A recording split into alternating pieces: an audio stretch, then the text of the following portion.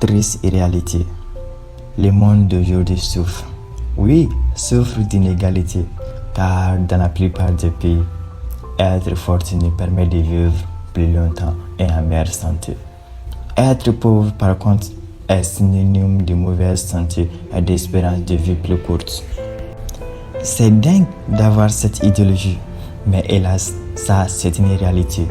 Imaginons avoir faim et ne rien trouver à manger est une chose déplorable que nul ne souhaite vivre.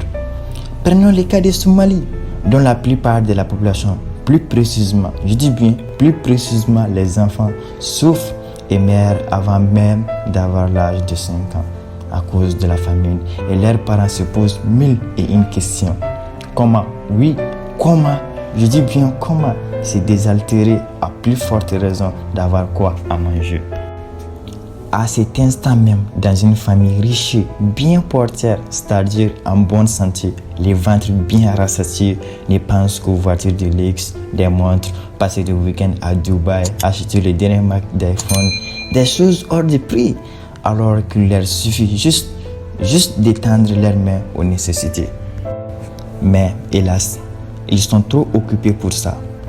Monsieur les millionnaires, monsieur les milliardaires, lorsque tu croises des SDF dans la rue qui sont sur le point de mourir de faim et de froid, qui n'ont même pas de quoi s'approvisionner, ne passe pas ton chemin s'il te plaît sans leur venir en aide. Rassure-les, car la plus grande richesse est celle du cœur et non la vie de ce monde bourré de plaisirs illusoires.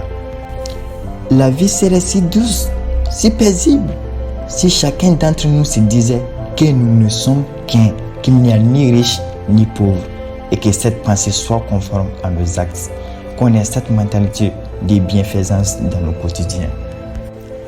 Toute action humaine est jugée selon leur seule grille d'identification monolithique, la gratitude, la volonté. Le reste n'est que la vanité.